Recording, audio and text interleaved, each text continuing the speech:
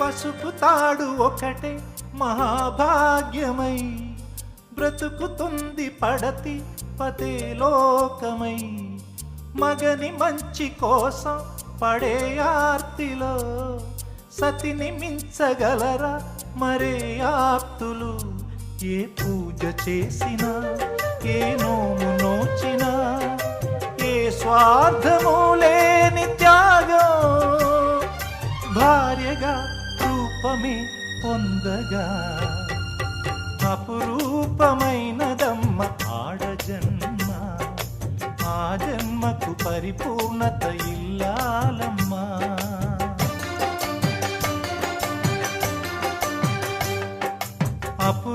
అపురూపమైనదమ్మ ఆడజన్మ, ఆ జన్మకు పరిపూర్ణత